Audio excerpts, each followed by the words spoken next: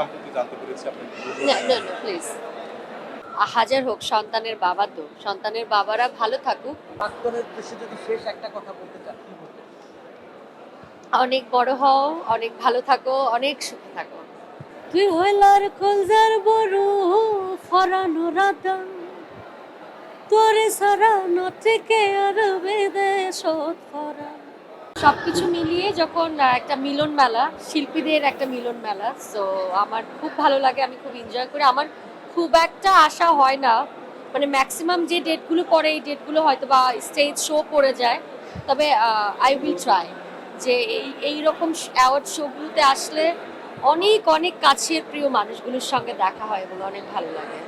আমি আসলে আজকে এই অবধি আমার ভক্ত শ্রোতাদের জন্যই তো আমি মনে করি যে আমি সালমা আজকে এই অবস্থানে এসেছি শুধুমাত্র আমার দর্শকের ভালোবাসায়।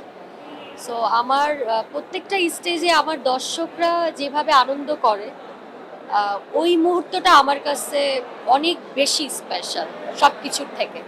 আচ্ছা, সম্প্রতি জানতে পেরেছি আপনি না না না প্লিজ। তাহলে আমরা ছোট করে একটু জানতে চাচ্ছি, যেহেতু জানুয়ারি মাস চলছে, সামনে ফেব্রুয়ারি মাস, আপনার কাছে ভালোবাসা কি? আমার কাছে ভালোবাসা কি, আমি একজন বোকা মানুষ। আমার কাছে ভালোবাসার সংজ্ঞা হচ্ছে শুধু দিয়ে যাও, মন ভরে প্রাণ ভরে ভালোবেসে যাও, কনসিডার করে যাও, স্যাক্রিফাইস করে যাও, বিনিময়ে কিছু আশা করো না, যদিও আঘাত পাও চুপ করে সরে আসো। আমার কাছে ভালোবাসার সংজ্ঞা এটাই। আসলে এই বিষয়টা নিয়ে কথা বলতে চাচ্ছিলাম না, তারপরে আমার একটা কোশ্চেন করলেন। আমি মনে করি একজন ভালোবাসার মানুষ যখন আপনি ভালোবেসেছেন, তখন তো সে আপনার ভালোবাসার মানুষ। তো ভালোবাসার মানুষ যদি খারাপ কিছু করে তাও আপনার ভালোবাসার মানুষ, ভালো কিছু করে তাও আপনার ভালোবাসার মানুষ। সো আপনার পুরোটা জুড়ে ভালোবাসার মানুষকে ভালোবেসে অ্যাকসেপ্ট করা উচিত, যে ভালোটাকে ভালোবাসলাম আর মন্দটাকে ভালোবাসলাম না, সেরকমটা নয়।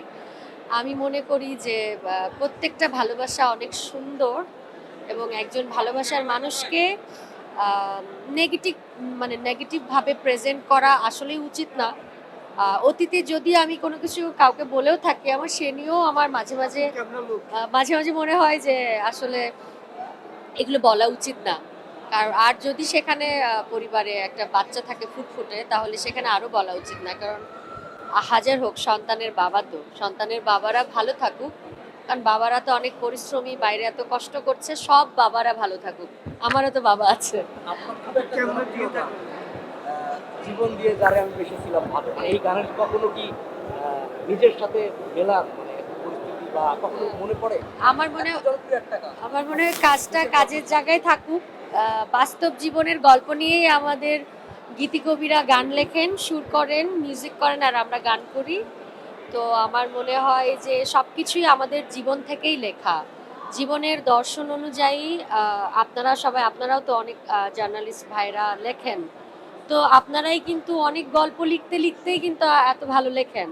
সো আমি মনে করি যে সব কিছু জীবন থেকেই নেওয়া, এবং এটাকে উপভোগ করা উচিত। সবাই দোয়া করবেন। Thank you. প্রাক্তনের উদ্দেশ্যে যদি শেষ একটা কথা বলতে চান কি বলবেন? অনেক বড় হও, অনেক ভালো থাকো, অনেক সুখে থাকো। তুই হইলার কলজার বড় ফরানো রাধা, তোরে সারা নটিকে আর বিদেশত ফরা। আর কোনদিন না যাই ভাই তোমার সারিয়া রে, ও নাই রে, কলজার ভিতর গাথে রাখুম তোমারে, সিনার লগে বাঁধে রাখুম তোমারে। Thank you.